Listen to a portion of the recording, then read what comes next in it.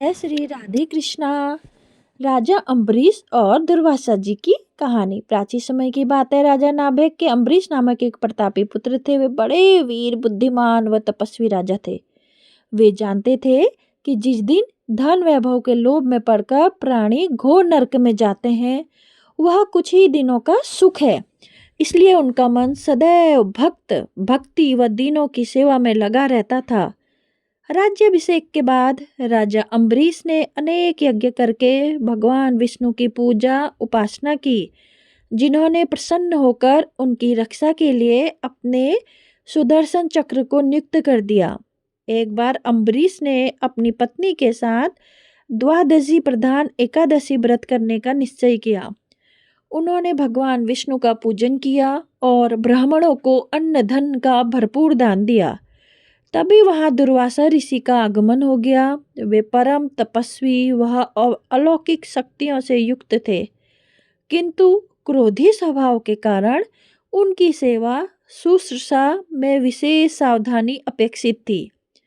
अम्बरीश ने उनका स्वागत किया और उन्हें श्रेष्ठ आसन पर बिठाया। तत्पश्चात दुर्वासा ऋषि की पूजा करके उसने प्रेम पूर्वक भोजन ग्रहण करने का आग्रह किया।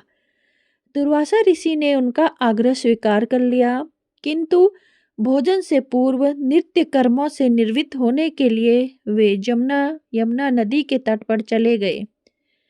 वे परम ब्रह्मा का ध्यान कर यमुना के जल में स्नान करने लगे।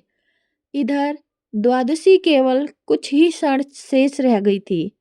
स्वयं को धर्म संकट में देख राजा अम्बरीश ब्राह्मणों से परामर्श करते हुए बोले, मान्यवरों, ब्राह्मण को बिना भोजन करवाए स्वयं खा लेना और द्वादशी रहते भोजन न करना दोनों ही मनुष्य को पाप का भागी बनाते हैं।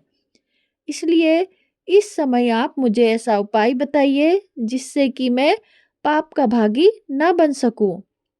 ब्राह्मण बोले, राजन, शास्त्रों में कहा गया है कि पानी भोजन करने के समान है और समान नहीं भी है, इसलिए उस समय आप जल पीकर द्वादशी का नियम पूर्ण कीजिए। यह सुनकर अम्बरीश ने जल पी लिया और दुर्वासा ऋषि की प्रतीक्षा करने लगे। जब दुर्वासा ऋषि लौटे तो उन्होंने तपोबल से जान लिया कि अम्बरीश भोजन कर चुके हैं। अतः वह क्रोधित हो उठे और कटु स्वर में बोले, दुष्ट अम्बरीश, तू धन के मद में चूर होकर स्वयं को बहुत बड़ा मानता है। तूने मेरा तिरस्कार किया है, मुझे भोजन का निमंत्रण दिया, लेकिन मुझसे पहले स्वयं भोजन कर लिया। अब देख, मैं तुझे तेरी दुष्टता का दंड देता हूँ। क्रोधित दुर्वासा ने अपनी एक जटा उखाड़ी और अम्बरीश को मारने के लिए एक भयंकर और विकराल कृत्या उत्पन्न की। कृत्या तलवार लेकर अम्बरीश की ओर बढ़ी, किंतु वे बिना विचलित हुए मन ही मन भगवान विष्णु का स्मरण करने लगे। जैसे ही कृत्या ने उनके ऊपर आक्रमण करना चाहा, अम्बरीश का रक्षक सुदर्शन चक्र सक्रिय हो गया और पल भर में उसने कृत्या को जलाकर भस्म कर दिया। जब दुर्वासा ऋषि ने देखा कि चक्र तेजी से उन्हीं की ओर बढ़ रहा है, तो वे भयभीत हो उठे। अपने प्राणों की रक्षा के लिए वे आकाश, पाताल, पृथ्वी, समुद्र, पर्वत, वन आदि अनेक स्थानों पर शरण लेने गए, किंतु सुदर्शन चक्र ने उनका पीछा नहीं छोड़ा। घबरा कर उन्होंने ब्रह्मा जी से रक्षा की गुहार लगाई। ब्रह्मा जी प्रकट हुए, किंतु असमर्थ होकर बोले, वश भगवान विष्णु द्वारा बनाए गए नियमों से मैं बंधा हुआ हूँ। प्रजापति इंद्र, सूर्य आदि सभी देवगण भी इन नियमों का उल्लंघन नहीं कर सकते। हम नारायण की आज्ञा के अनुसार ही सृष्टि के प्राणियों का कल्याण करते हैं।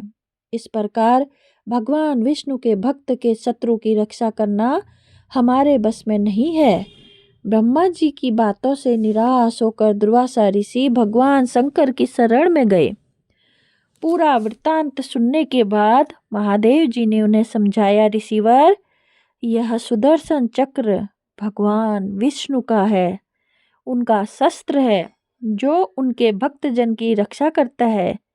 इसका तेज सभी के लिए असहनीय है, अतः उचित होगा कि आप स्वयं भगवान विष्णु की शरण में जाएं।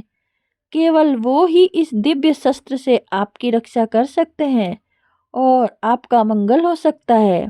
वहां से भी निराश होकर दुर्वासा ऋषि भगवान विष्णु की शरण में पहुंचे और उनके चरणों में सिर नवाकर दया की गुहार लगाई।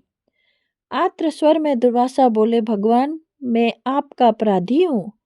आपके प्रभाव से अनभिज्ञ होकर मैंने आपके परम भक्त राजा अम्बरीश को मारने का प्रयास किया। हे दयानिधि, कृपा करके मेरी इस दृष्टता को क्षमा करें, मेरे प्राणों की रक्षा कीजिए। भगवान नारायण ने दुर्वासा ऋषि को उठाया और समझाया, मुनिवर, मैं सर्वदा भक्तों के अधीन हूँ। मेरे सीधे साधे भक्तों ने अपने प्रेम पास में मुझे बांध रखा है। भक्तों का एकमात्र आश्रय मैं ही हूँ, अतः मैं स्वयं अपने व देवी लक्ष्मी से भी बढ़कर अपने भक्तों को चाहता हूँ। जो भक्त अपने बंधु बांधव और समस्त भोग विलास त्याग कर मेरी शरण में आ गए हैं, उन्हें किसी प्रकार छोड़ने का विचार मैं कदापि नहीं करना सकता। यदि आप इस विपत्ति से बचना चाहते हैं तो मेरे परम भक्त अम्बरीश के पास ही जाइए। उसके उसके प्रसन्न होने पर आपकी कठिनाई अवश्य दूर हो जाएगी। नारायण की सलाह पाकर दुर्वासा अम्बरीश के पास पहुँचे और अपने अपराध के लिए क्षमा मांगने लगे। परम तपस्वी महर्षि दुर्वासा की यह दुर्दशा देखकर अम्बरीश को अत्यंत दुख हुआ।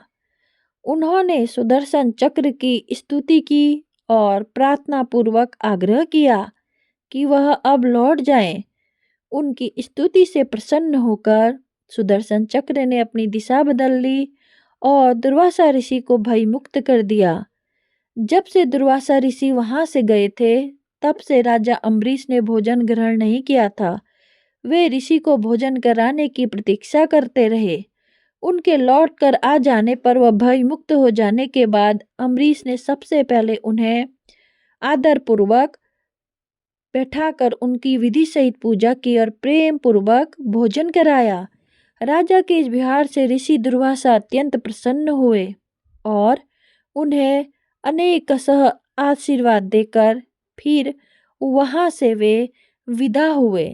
जय श्री राधे कृष्णा, जय श्री राधे राधे।